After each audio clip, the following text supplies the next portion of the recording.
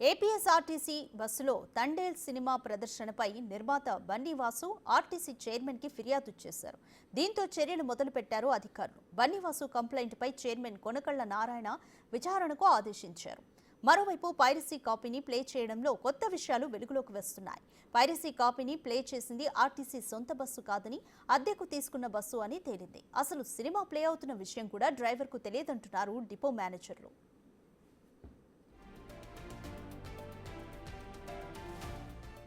మరోవైపు ఇప్పటికే తాము చర్యలు తీసుకోవడం ప్రారంభించామని చెప్పారు ఆర్టీసీ చైర్మన్ కొనకళ్ల. సంబంధిత బస్సులు సర్వీస్ నుంచి తొలగించినట్టుగా కూడా చెప్పారు. సినిమా ప్రదర్శించిన బస్సులో పనిచేస్తున్న డ్రైవర్, కండక్టర్ కూడా ప్రైవేట్ వారే అన్నారు చైర్మన్ కొనకళ్ల నారాయణరావు. ఏపీఎస్ఆర్టీసీ బస్సులో పలాస నుంచి విజయవాడ వెళ్ళే బస్సులో దండేల్ సినిమా పైరసీ ప్రదర్శించారని చెప్పి అభియోగం మాకు అందింది. దానిపైన విచారణ చేశాం. 9వ తారీఖు నైట్ బయలుదేరి పలాస నుంచి విజయవాడకి ఏపీఎస్ఆర్టీసీ హైర్ బస్ అది. డ్రైవర్స్ కూడా హైరే, మా ఆర్టీసీ స్టాఫ్ కాదు, అది ఆర్టీసీ బస్సు కాదు. అయినా కూడా హైర్ పెట్టుకున్న బస్సు అది.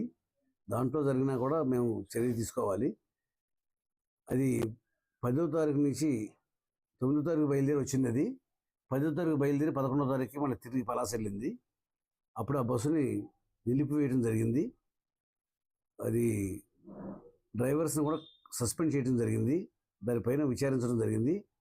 ఇందులో ముఖ్యంగా ఉన్న ప్రాబ్లం ఏంటంటే, ఒక్కోసారి ప్యాసింజర్సే వాళ్ళ దగ్గర ఉన్న పెన్ డ్రైవ్లతోటి, సెల్ ఫోన్లతోటి ఆ టీవీలో కొన్ని ప్రదర్శనలు వాళ్ళు వాడుకుంటూ ఉంటారు.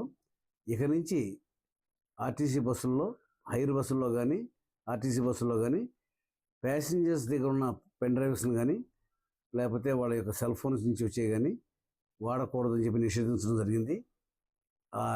ఇప్పుడు వాళ్ళని విచారించడం జరుగుతూ ఉంది. దానిపైన ఇప్పటికే ఆల్రెడీ ఆ బస్సు సర్వీస్ నిలిపేయడం జరిగింది, హైర్ బస్సును ఆపేయడం జరిగింది. దానిపైన ఆ డ్రైవర్స్ ఇద్దరిని కూడా సస్పెండ్ చేయడం జరిగింది. విషయం తేలిన తర్వాత దానిపైన మిగతా చర్యలు తీసుకోవడం జరుగుతుంది.